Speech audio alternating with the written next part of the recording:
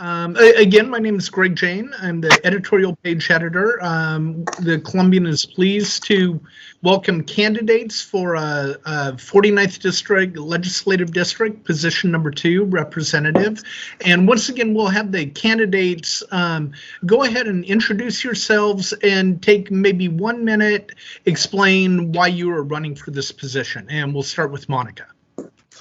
Thank you. Monica Jurado Stonier, state representative currently serving. And I think the reason that I am most inclined to continue working in this position if selected by the voters is that I have a lot of work that I've started that I want to continue. And the work that I've done in the past, it turns out, is going to need some re-evaluation and reassessment amidst and post-COVID. Some examples are graduation requirements. For example, I passed a bill this past session that creates pathways to graduation so that we're not just prioritizing a 4-year university pathway or others, but really giving students the breadth of choices. And our graduation requirements and what we consider what we consider seat time for school is how school is funded currently, and we can't count on that in this environment when we know so many of our students are learning from home. So I think we have to really reassess what that's going to look like. That reassessment actually falls in line with a lot of the direction, or some of the direction that we've been hoping to head in terms of maybe some proficiency models for graduating rather than credit-based. Additionally, there's a bill that I've been working on for several years, affordable benefits, and that would mean that independent contractors could have access to a benefit plan. And if you think about our workers that are left out of the unemployment insurance and left out of some of the tools that have helped keep people afloat, a lot of those workers are the workers that have been left out. So I want to continue working on that as well. As I've been serving on the healthcare committee, there's been obviously some attention to our gaps in healthcare services and accessibility. And I think my focus on kids and families in our healthcare committee and policy work in Olympia will continue to be in need of attention moving forward. So those are some of the big policy ideas and things that I think I want to continue working on that will be important not only to our economy, but to the state citizens as well. So I know you have a lot of questions, and we'll get into the details when we get there. We will. Yeah, we'll get some specific policies later. But thank you. Troy, go ahead. Thank you. Troy Potter. I'm running the first time going for state representative. A lot of things that are on my mind for at least Southwest Washington. Naturally, the bridge. We need to have a new bridge, and how we're getting screwed over on people that are, we can do the bridge, we just need to have some money to show you that we can do it. No, that's not how that works.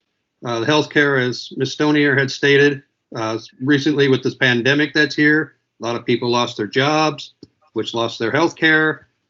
Why hasn't Washington stepped up to try and help bridge that gap for anybody who has gotten sick? New jobs down here in Southwest Washington that are desperately needed.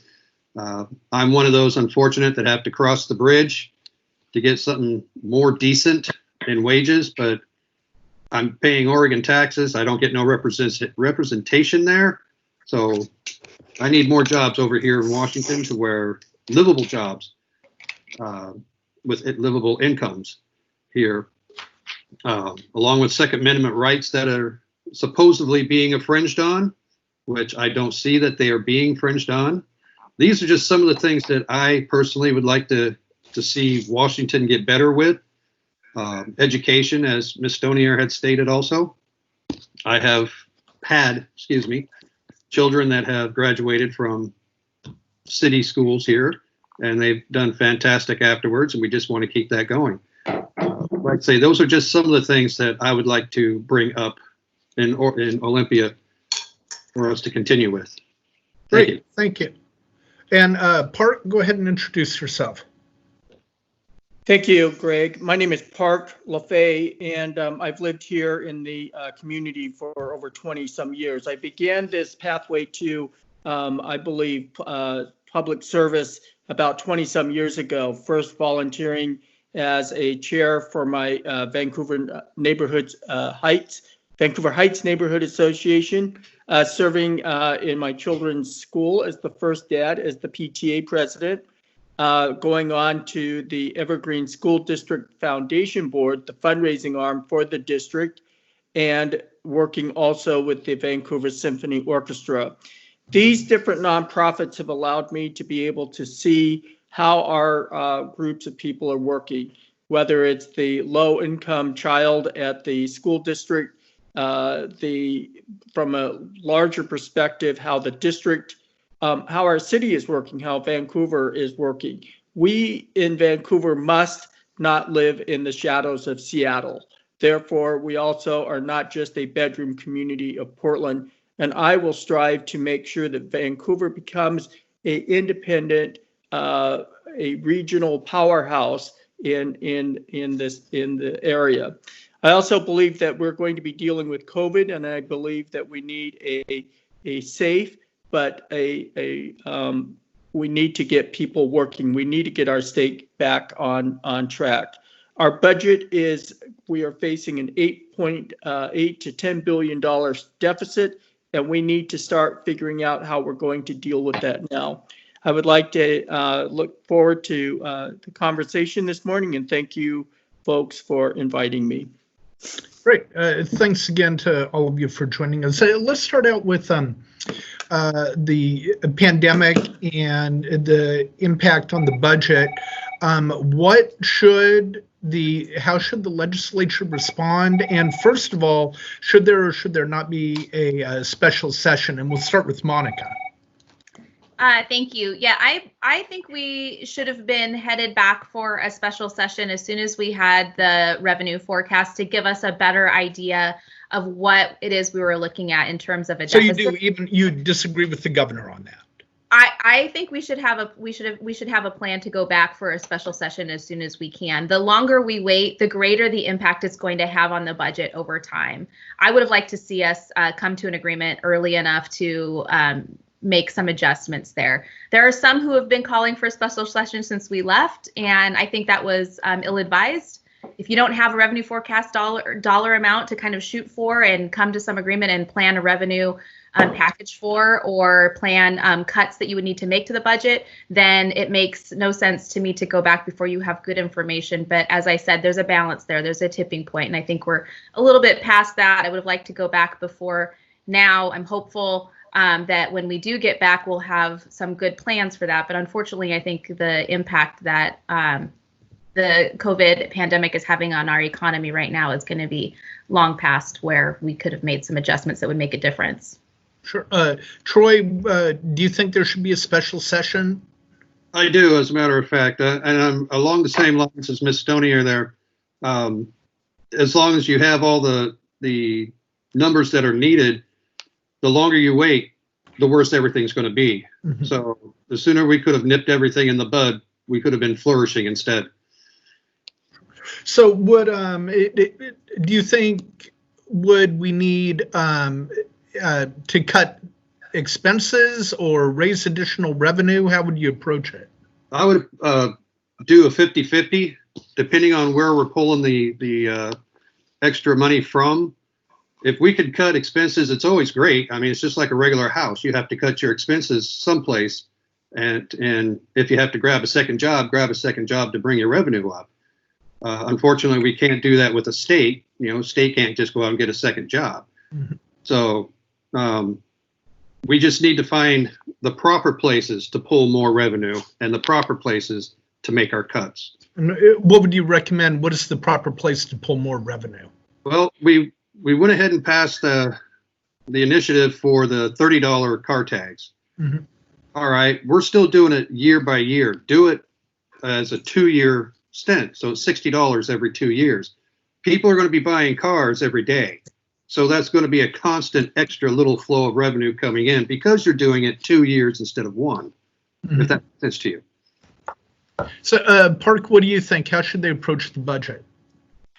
I strongly disagree with the governor in waiting to go into session next year. We had a bipartisan House and Senate, both made up of Republicans and Democrats, to begin looking at the issue. Why wait for the numbers to come out? We know that was a foregone conclusion that the budget was going to tank. Obviously, there's no revenue. It doesn't take a great mathematician or economist to figure that out. So here we are waiting and wondering, and we need solutions now. So special session should be called immediately, and our legislators need to be doing these tasks. Obviously, a former Speaker of the House, Frank Chop, introduced his budget, and his budget is riddled with tax increases. That's how the Democrats will respond to the $8 to $10 billion deficit. Republicans, on the other hand, believe that if we cut things within the budget and we live within our budget, we can pull out of it. But again, it depends on working people going back to work. And we're not just talking about the big corporations, but we're talking about the hourly wage employee, the contract labor, the independent laborer.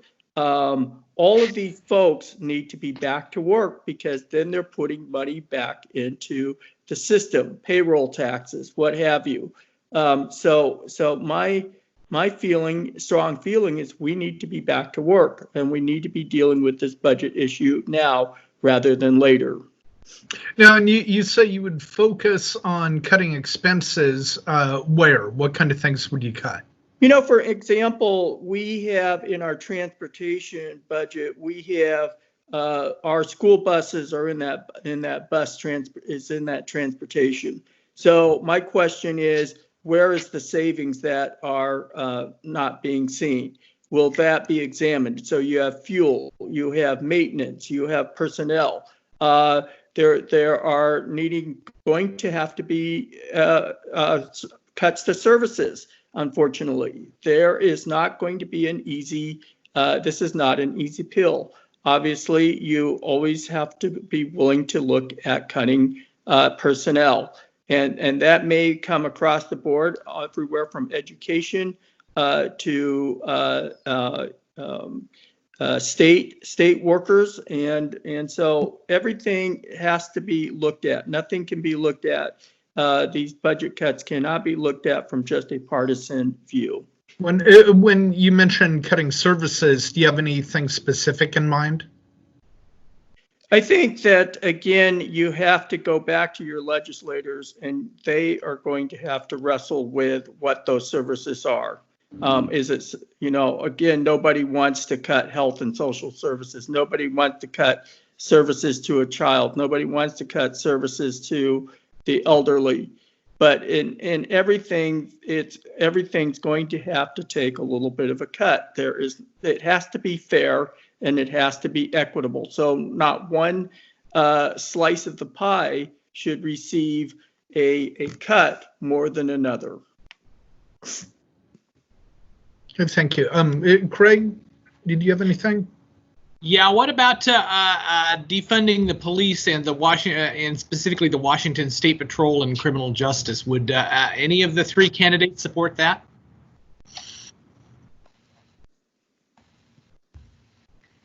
I'll start. I will just say that I think the slogan of defunding the police has grown to mean many things, and I think the community at large has come to an understanding that there aren't very many elected officials or community members that believe that completely dismantling and defunding the police is a good idea.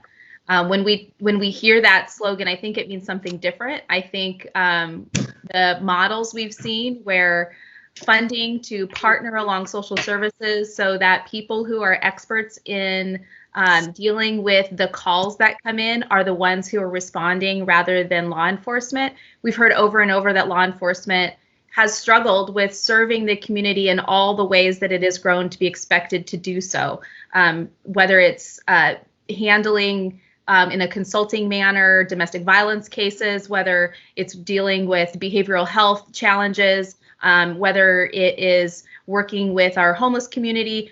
those are similar things to what teachers have experienced, dealing with a lot more challenges than they were originally trained for. And I think they're right. I think that we need to reconstruct how we respond to some of those 911 calls so that they're not at the mercy of counting on police to do use some of the skills that they may not have been trained for. Absolutely, we need to remember that institutional racism has an impact in the way that communities of color are affected by law enforcement, but by all institutions, including just thinking about how kids of color are treated differently in disciplinary settings in schools. It's all very much connected, and I think that there's a place for that in the discussion, and it should be a front and prioritized place in the discussion. There's a lot of work to do there, but I will also say that the Vancouver Police Department is one that has training standards and expectations internally that are at par or above in many cases what many of the advocates are asking for. And I think we can be a really great example of both acknowledging there's work to do, but also looking at best practices we can build on. Okay, thank you. Park, you mentioned that you would like to see spending cuts. Is this one place you'd like to see them? This is not. And first of all, I want to acknowledge the Washington State patrolman that lost his life in a traffic stop. And my heart goes out to his family, to his fellow officers who are grieving that this morning, and the other officer as well that was, I believe, injured. So again, if we're going to defund our law enforcement and we're allowed and we allow people like this to be out on our roads, I personally want a first line of defense, and I want my Washington State patrolmen out there. I think what you have to do is we're trying to apply a certain sentiment to a huge issue out here. And just like a medical doctor, you don't expect your general practitioner to be a world-renowned cancer doc or to be another specialty. You expect your GP to just work with just looking at your overall health, but you go to specialty doctors to take care of your whatever physical needs that you need. I believe that we may need to readjust our law enforcement, and that not all law enforcement are out there to just catch bad guys. There are other officers who are peace officers, and they are working to build community. I think Vancouver Police Department has a great job. I work with our city police officer in the Heights, and he gives us timely information. I also see that we need officers, though, maybe who are trained in mental health and who are working with those who are the homeless, those who require a special need. So maybe it's not necessarily defunding in the broad sense, but I think that those allocation of dollars need to go to a realignment in the law enforcement community. Okay, Troy, what's your view? Well, I have to give kudos to our men and women in blue. I mean, without them, excuse me for putting it this way, but all hell breaks loose. Okay, I have a degree in personnel psychology. Okay, I don't have a degree in law. An officer has a degree in law or knows the law, but is not a psychiatrist. Okay, or anybody that works with the mental at all. These men and women need more training in this type of scenarios, mental health, social. That's not their expertise, so they need either more training, or we need more personnel that go with them out there that know this stuff. So defunding the police will cause complete anarchy. Let's just put it as it is. You know, if a robber walks into my house, am I just supposed to let him take all my stuff, hurt my family? No, I'm sorry, the guy's going to go down. Who's going to come and arrest me then? Or who's going to come and take over for that, or take that unlawful citizen away? We're going to go back to the Wild West we defund. So no, don't defund it. help them out, give them what they need instead of defunding. Thank you. Let's move on. How should the legislature approach the I-5 bridge? What would be your preference? And we'll start with Troy. Oh boy. The first opinion is everything was done completely wrong on the first round. We spent millions of dollars on people coming up to give us, this is what we propose, this is what we propose. You don't get any money for just coming up with your proposal. It's just like somebody coming over to redo your roof. You have people come over, give bids. I'm not paying a person for a bid.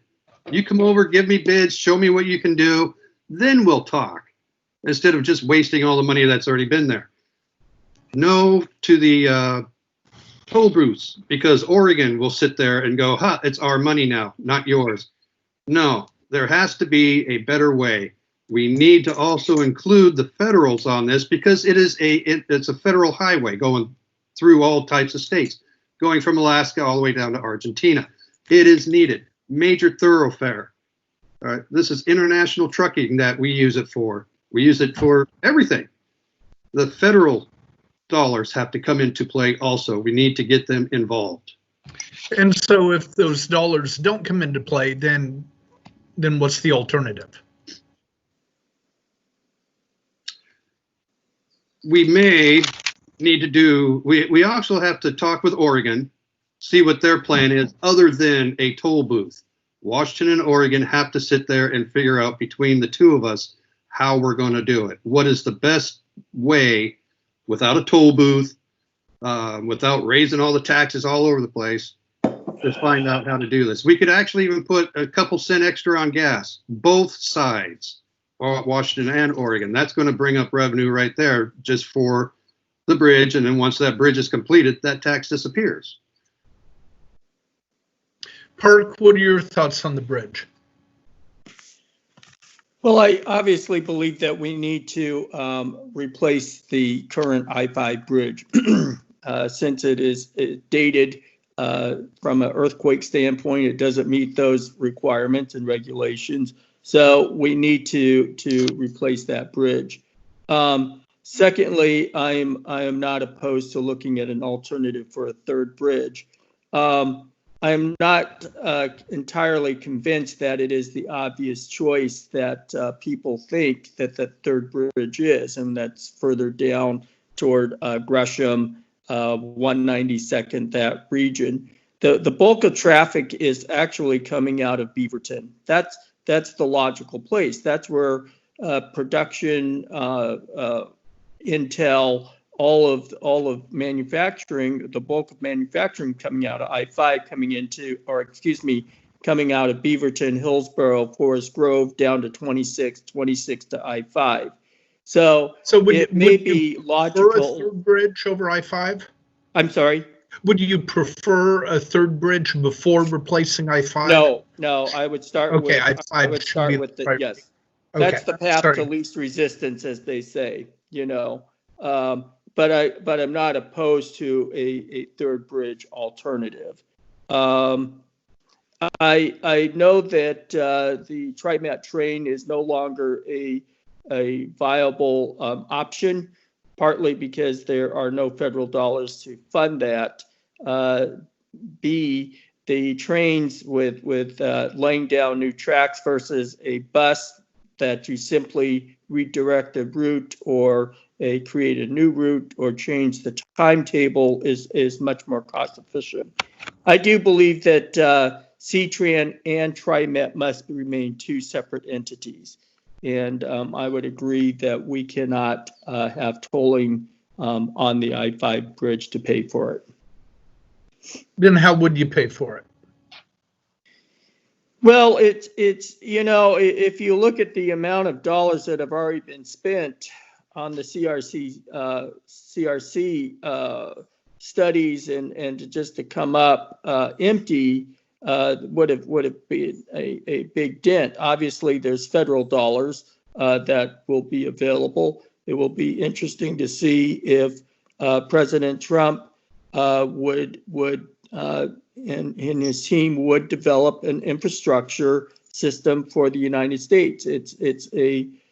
We are not the only bridge in the United States that needs to be replaced. So we need to put people back to work, and similar to what Roosevelt did with the WPS, the working public, where you just put people building roads and bridges and those kind of things. So federal dollars, again, the states are both going to have to co-equally raise those necessary revenues to And how would you raise that?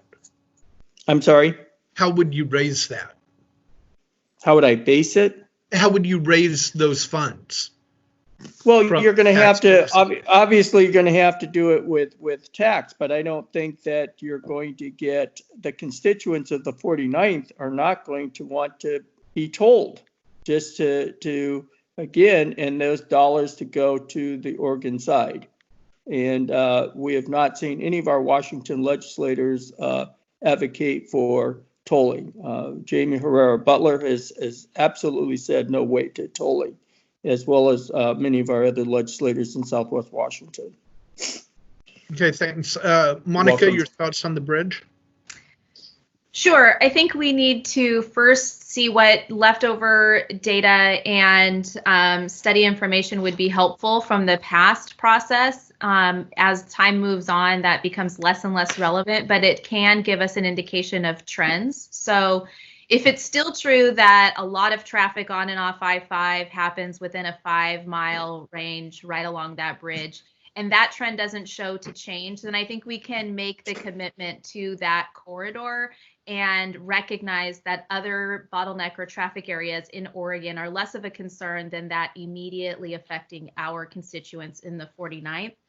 I think we need to bring the business community and the community at large along in the discussion. I think people felt very left out of the process, which left room for it to become overly politicized last time.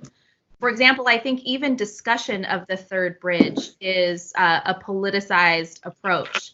I think that by and large, bipartisan legislators from Southwest Washington and Oregon recognize that replacing the I-5 crossing is the most important and prioritized focus, and talking about anything else really gets us off track and leaves, again, room for overly politicizing an infrastructure project that is key to our local economy. I noticed that you asked some questions about funding, and the Tim Eyman initiative around $30 tabs is not actually going to be a $30 impact on households. There are fees and other costs along with registering your vehicle that are going to be tacked on, and people didn't realize that at the time.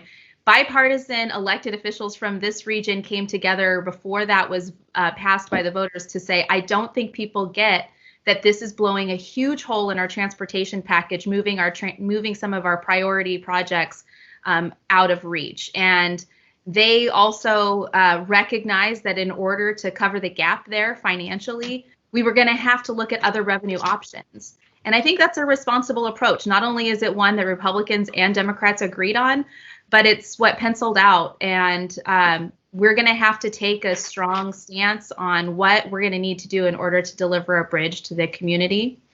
I agree with Mr. Potter, and I believe Mr. Llafet said the same thing, that the feds have a significant role to play in this. And I think that's absolutely true. It's an interstate freeway. I've been saying that from the very beginning, but I think that our community expects us to deliver a bridge and quit fighting about how we're going to pay for it. And that will actually get people moving to and from work, and perhaps alleviate some of the concerns businesses have that would move to our community here, and then be less dependent on having to travel back and forth. And then maybe we can just do it for leisure rather than out of necessity. And if the feds don't get involved, is this doable, or how would you counter that? If the feds don't get involved and we have to raise significant revenue to build a bridge, we're going to need legislators from Southwest Washington that will work together and keep this at the top of the priority list of the state. We lost a transportation package last time because this delegation was divided, and extreme conflict over this bridge, and that has not been the case over the last several years. So when both the chairs of the House and the Senate Transportation Committees identify the I-5 bridge as a statewide project of significance and have been here in Vancouver to talk about how it is a #1 priority for them, that's the best position to be in, because then that signals to Oregon that we're ready to do business. So if we grow divided on this, then it's going to drop down on the transportation priority list, and we aren't going to have the revenue to pay for it. And you mentioned that a discussion about a third bridge is a distraction. So at this point, you don't even want to consider that? You think the focus needs to be on I-5? The idea of a third bridge is a long-term project. We're going to need to know a lot more about transportation patterns in that part of the county before we can start that work. It's an issue that just gets in the way of talking about our #1 priority now. Okay, thank you. Hang on a sec. Let's move on. I'm just curious, really quick. Do you believe that climate change is real, and what should the legislature do about it? Park, we'll start with you. Is Park there? Well, I mean, it follows natural law. So things are decaying, and for me to say, well, no, they're not decaying, would be false. At what levels are they decaying? That is perhaps what is subjective. But I think that we're obviously doing a good job. We want to pass on, especially this part of our country, we want to pass that on to our children, our grandchildren, and so on. And we want to advance those practices that are good and healthy to the next generation. Is there a line, though, between overregulation and underregulation? And I think, again, that is where you have to leave it to the hands of your legislators and how they gather information and how they are working with the various organizations, state and federal groups in conservation and ecology. So I think that we all can do our part. I think that we need to do our part. I mean, I grew up in the 70s when, everybody was driving these big old gas guzzler Buicks and Oldsmobiles, and it was a significant mess. And then we saw it later toward the end of the 70s. We started seeing more concerted effort. So I believe we are on a pathway of doing this. I believe that there are some that are more passionate than others, but just because... Where do you rank yourself on the passion scale for this? How would I rate myself? Well, I think that I personally am a person who is a 6. Okay. I practice recycling. I encourage as the chair of the neighborhood, Vancouver Heights Neighborhood Association, we work on, things to beautify our neighborhood. And so I am actively not just thinking about it, but I'm actively promoting that conservation and preservation and advancement of something better to our next generation. And just a real quick follow-up on that. At the start, you said it follows natural law. So by that, do you think that human activity contributes to climate change or not? Well, I'm talking about natural law is the history of the world. And do I believe that our planet gets older? Do I believe we've already seen. But does human activity contribute to that? It has, but it also has done a great job in conserving that. So I don't think it's necessarily always in the negative. I think our generation is doing a good job. I think that the millennials will do even a better job of advancing the next agenda. And what can I do to help the next agenda to be able to carry that on? Troy, where would you rate yourself on the scale of passion for climate change? Oh, probably around a 7. I also grew up the same time frame as Park has, and remember driving those big old boats and everything. But climate change because the Earth changes daily. There's always going to be climate change going on. It has been since the Earth has settled down to what we are now. Oxygen breathing, everything like this. It's going to constantly change. It has to change. But are humans helping it slow it down and stuff like this? We are now trying. Before we weren't. We just didn't care. And then towards the 80s, you can see that the change was coming. All right, hey, we got to start protecting Mother Earth. The air has to be clean. Our water has to be clean for our future generations. Now we're starting to get a little bit more population. Hey, we got to start slowing this down. We got to save land for food, for recreation, even living. So the more that humans watch over the Earth, the ozone, the air, the water, the land itself, the more the Earth is going to be there for us later in our generations. And I don't see why we cannot keep it the way it is, the Earth the way it is, if that makes sense. Sure. Thanks. Monica, how would you rate your passion? I would rate it pretty high. I would say 9, and I would give myself a 10 if I were prime sponsoring more of the work that the legislature has.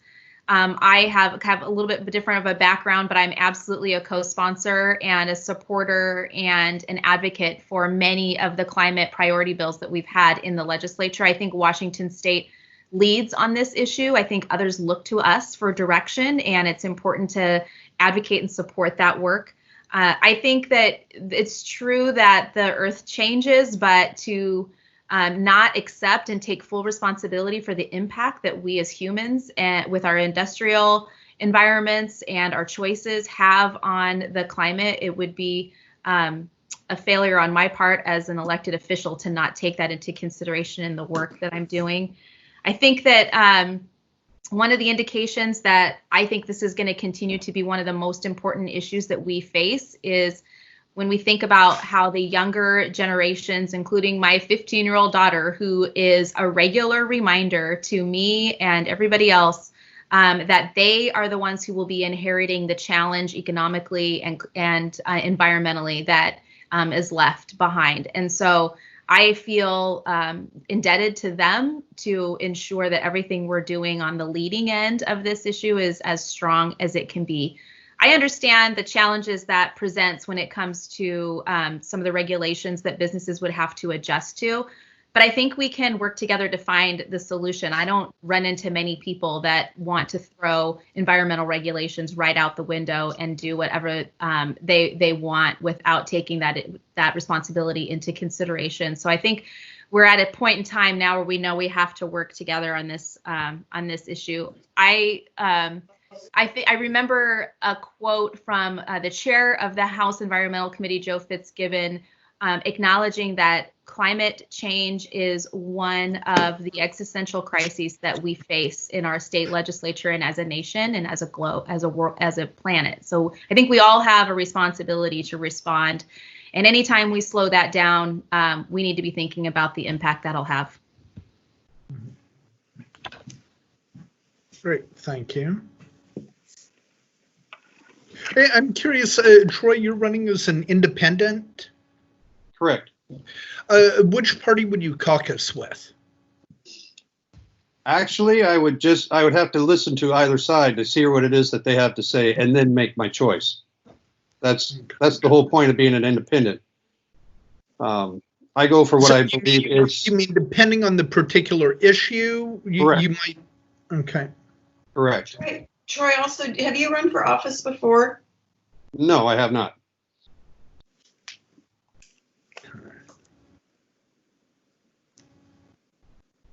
Do you think, is that an effective way to get stuff done? It seems to me it would be helpful to have a coalition that you can work with to develop legislation and support each other. Would you kind of be out there as a lone wolf? No, not as a lone wolf. I mean, if the Republicans have something that I believe is actually very good, very useful for my district, then I'm going with them. The same with the Democrats. Instead of just, and it was brought up before in a different forum, you know, just because the Republicans say it's good, the Democrats say it's not. Well, let's not do it this way. You know, let's do what is right for the people in the area, not bickering because it's a partisan thing. That's where, as an independent, I go, no, look, you know, this is correct. This is how it should be, not the way that you guys think it is, because that could be detrimental to the 49th or reversed. Okay, thanks. Any other questions? I'd like to ask about schools reopening in the fall, whether you think that schools should reopen in the fall and what metrics should be used to make the decision. So, and maybe we could start with Park. Well, I think you better ask all of those moms that question. Everybody's going to have an opinion on this one, that's for sure. Well, of course, but I think, you know, there's a lot of moms out there who yeah, I think it is a pragmatic plan needs to be put into place, number one. And my question has Chris Reichdahl and the Office of Superintendents and his board, how are they doing that? I know there are some no, OSPI has released a tentative plan. I don't remember all of the details, but I do know that they are trying to develop a plan to get the schools reopened. It's going to come back to almost a shoving match between the federal government and the states. And there's strong sentiment from obviously Secretary DeVos that schools need to reopen. That's going to be hinged to federal dollars. And so I personally feel that it is in the best interest, though, to be safe, to be using good judgment in reopening the state. But I believe that we can reopen the state safely and get people back to work.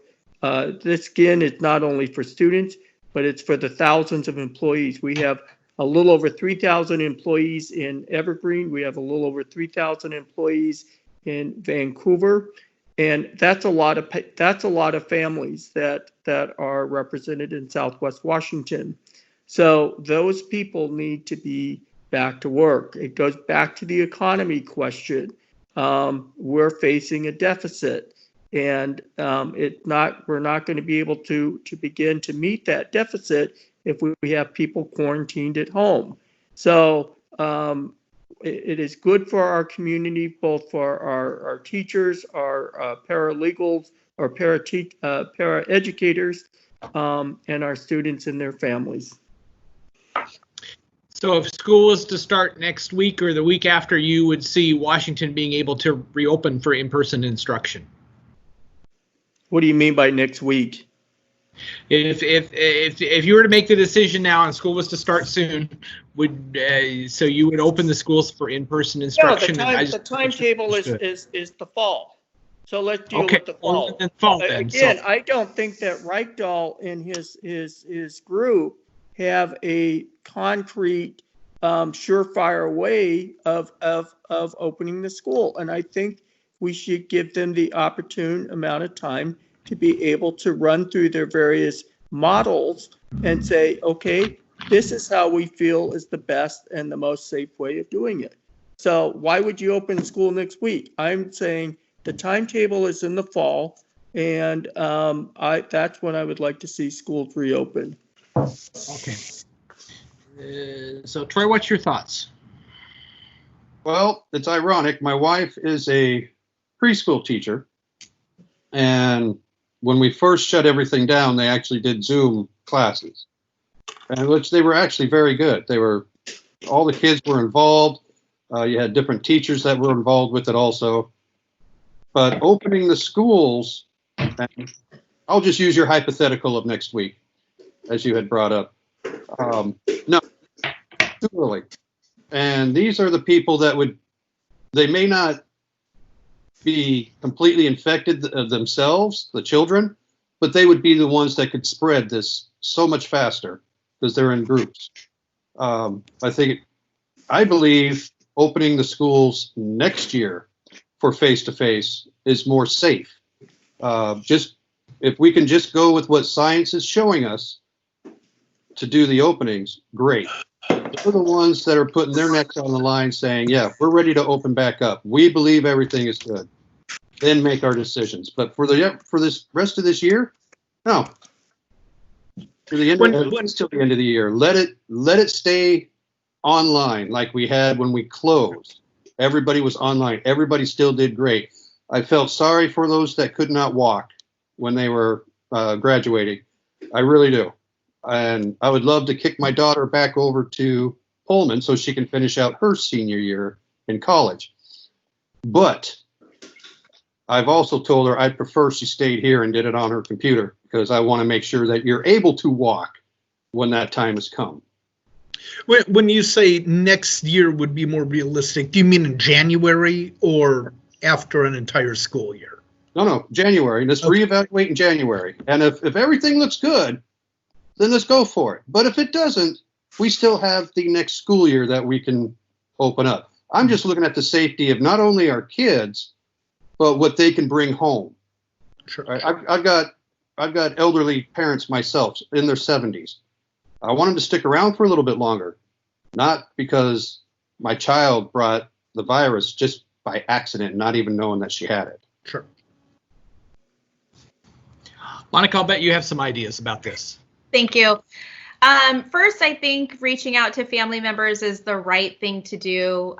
Park referenced that lots of moms would have opinions about this.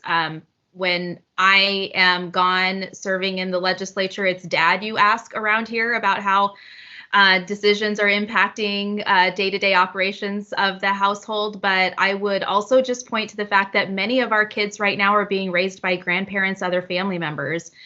And those are going to be guardians that are far more susceptible. And as Mr. Potter just mentioned, if we're concerned about our kids and their health and safety, that's one thing and should be first and foremost in the reopening of schools plan. But we also have to acknowledge that they may be taking a virus home to very vulnerable family members, and that has a huge impact on our ability to recover. So I think that a balance of having the ability to come back to school physically, which is incredibly important for the social emotional learning and for making sure that kids who have challenged households and we know that the reports of domestic violence are increasing in this time. We need to have as many people who are used to working with kids with eyes on them as possible. But we have to also be able to pivot quickly back to an online environment, and we have to be able to do that better than we did in March. Schools around the state are working on preparing for a plan to do that, but I do feel that there's a difference between making a different decision at a local level and making a decision at the state level. One of the challenges that Chris Rakedahl has had is putting out guidelines that would work for everyone, and that's not something you can do from OSPI, in my opinion. You can set forth guidelines for what is safe, but people live in communities with different COVID numbers and with different hospital capacities. And so the local districts need to be able to work with their families and with those health and safety guidelines in order to reopen in a way that makes sense. Again, prioritizing the health and safety of students and those who are teaching them. I think the quicker we can get more students in front of teachers, the better. as long as safety is not compromised and as long as public health experts are consulted. And then, as I said, we have to be able to quickly respond and go back to an online environment if the numbers continue to increase or if there's an outbreak in a community that requires us to do so. So would you then advocate for equipping local school boards to make the decision about the blend of in-person versus remote instruction? So long as there are public health guidelines that they are following, so that there's not a question about whether or not the mask requirements, for example, or spacing, those things need to be clear so that districts can make the decision without compromising the safety and health of families that they serve. Okay. Okay.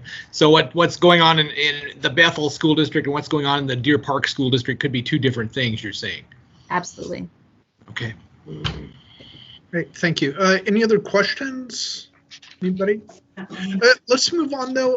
Give us your final pitch for why voters should support you. And if you want to mention any notable endorsements, go ahead and bring that up, and we'll start with Park. So again, I've served my community for 20 some years, working on various boards. Each one of those positions of leadership was I was voted on by my peers. I believe that with my work with the school district and with my elementary school, it was I left those organizations in a better place than when I came to them. Again, I am what we might say a becomer, not an arriver. I don't have all the answers, but I am bring a attitude of being creative, not just going to the, well, we did it that way, we've done it this way all the same time. Again, what needs to be in the leadership are people who are willing to step out and be willing to build consensus with those around them. You cannot lead by yourself. You must lead with a group of people. And so as far as endorsements, I have received endorsements from the Legislative District 49, as well as the House Republican Organization Committee. And again, friends and family have said this seems to be the right time for you to do this. And I would look forward to representing people of the 49th in January. Great, thank you. Troy?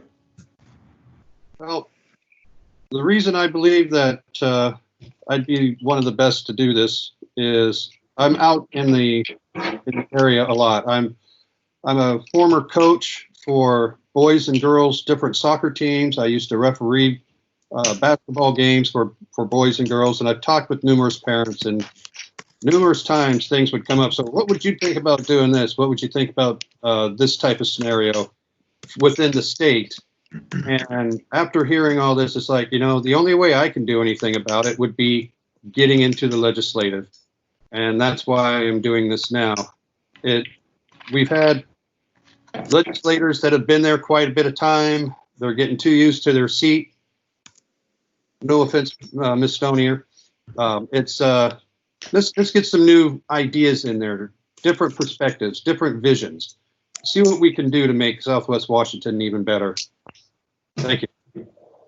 Great, thank you. Monica? Thank you. I think I'll forego talking about endorsements just to round out my answer on the special session. You asked some follow-up questions, and the other candidates said a few things that I wanted to kind of respond to. Going back for a special session without having a better sense of what will come to us from CARES Act or other funding from the federal government, there have been stipulations around whether or not that money can be used to backfill things. And if that's the case, then it makes sense for the state to know what exactly will be coming or what is proposed at the federal level so that we can make better decisions at the state level. So I think having that information is really important. You also asked about where would cuts happen. In the past, our cuts have been directly focused on the services that our most vulnerable communities need. And it took us a long time, and I don't even believe we're there, to recover from that. So when we cut key services to low-income working parents who need some place for childcare and early learning. Those kinds of things have a huge impact over time. When we cut ECAP slots and working connections, we know that we're going to have a need for civil legal services as we move through this. So I think we have to be really careful about where we make those cuts and also careful about where the revenue comes from. This agencies across the state have been undergoing an exercise to see how they would cut moving forward if they were asked to do so. It's not different from any county or city employee who knows that they're talking about that internally as well. So if we do return to a special session, I just want to make sure that we have the information we need in order to be responsive. I also don't think it's a good idea to go back without a plan, and that's one reason why I support the governor's decision to wait until we have a plan. I wish we had one now. We don't. The voters do not like us to go back to special session without knowing exactly what we're going to do and then get out. They want us to not to get our work done during the regular session. We've had a long history of overrun special sessions, and I don't want to return to that. So I'm very careful about that as well. With that being said, I would just say the reason I'm running for re-election is because I've started some work I care deeply about and I think makes a difference for our community here and across the state. And I'm not done with it, so I'm hoping to go back and continue that work. Great. Well, thank you. Thanks to all of you for joining us.